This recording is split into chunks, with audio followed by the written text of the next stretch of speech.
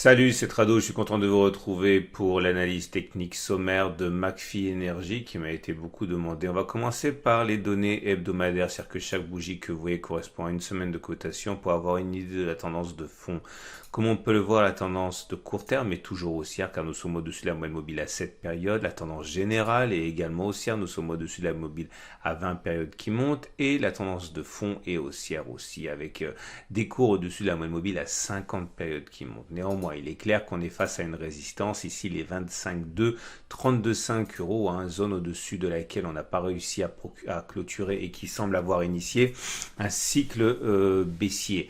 Et le support hebdomadaire de référence est donc à 7,2, 8,5 parce que c'était une résistance et que la résistance a été cassée et que statistiquement les résistances cassées servent de support, c'est-à-dire qu'on a tendance à rebondir dessus sans qu'on ait pour obligation d'aller dessus. Mais ce qui est sûr, c'est que les traders aiment bien rentrer sur les supports plutôt qu'ailleurs. Donc maintenant que l'on sait que la tendance elle est haussière et qu'on connaît les supports et les résistances de moyen terme, on descend d'une unité de temps. On regarde les données journalières, c'est-à-dire que chaque bougie que vous voyez correspond à une journée de cotation. Vous retrouvez par transparence les zones qu'on a mentionnées préalablement, donc la résistance hebdo des 25 de 32,5 et le support hebdo des 7,2, 8,5. La tendance sur cette unité de temps est un petit peu plus mesurée, un peu plus difficile à cerner puisque si la tendance de fond est haussière, vous voyez on est au-dessus de la moyenne mobile à 50 jours qui monte.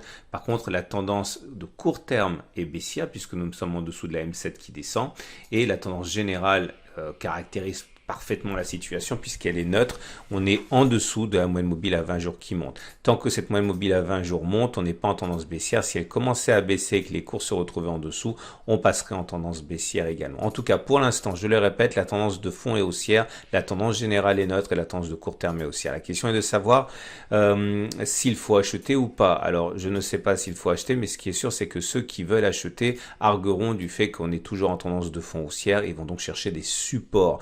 Le support le plus évident que je vois est celui des 11,2, 14,7 euros. Toujours selon la même logique, c'était une zone de résistance qui a été cassée, qui a donc théoriquement changé de support et de polarité qui pourrait devenir support. Ça veut dire que si on va chercher cette zone et qu'il y a une réaction, il est tout à fait envisageable que ce soit le signe que les traders majoritairement pense que c'est le bon moment pour l'action de revenir. Alors, ça correspond à une baisse assez impressionnante, puisque pour toucher cette zone de support journalier des 11 de 14,7, ça voudrait dire perdre entre 23% et 42% avant de rebondir. Alors, ça peut sembler cruel, mais il faut savoir que entre les plus bas de 2020, enfin non même pas les plus bas, on va dire voilà entre le 12 mai 2020 et le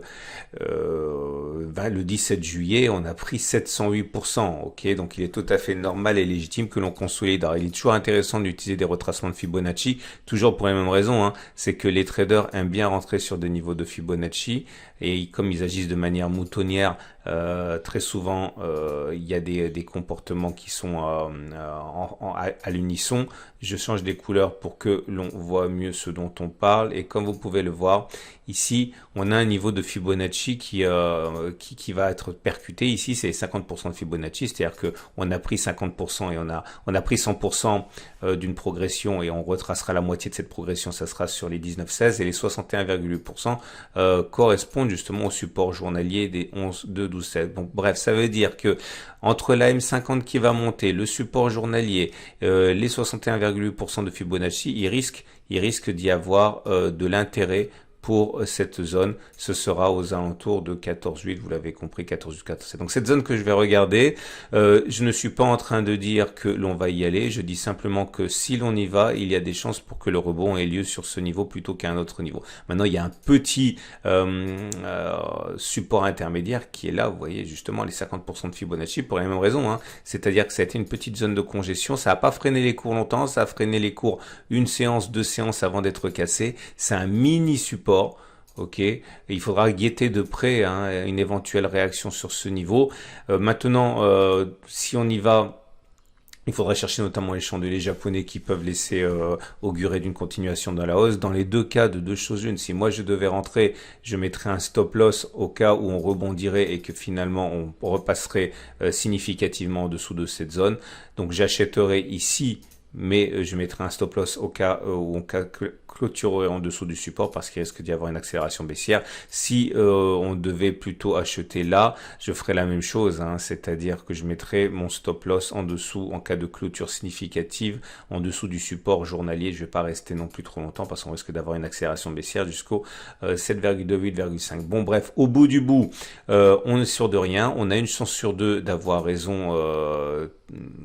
L'idée surtout c'est de faire en sorte que vous gagnez plus si vous avez raison que vous ne perdez si vous avez tort. Donc clairement, imaginons que j'achète sur ces niveaux ici arbitrairement à 13,4 et je mettrai un stop à 25% éventuellement, donc il ne faut pas miser trop gros parce je risque de perdre 25% et je vise au moins une augmentation de 25%. C'est naturellement ce qu'il faut faire si on considère qu'on a une chance sur deux de se planter. Pour assurer la survie à long terme, il faut gagner plus quand on a raison que l'on ne perd quand on a tort.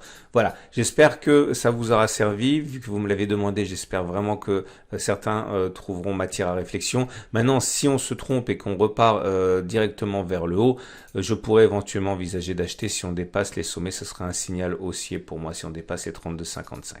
Voilà, si vous avez aimé ce format, n'hésitez pas à vous abonner à la chaîne YouTube pour ne pas louper les mises à jour quotidiennes.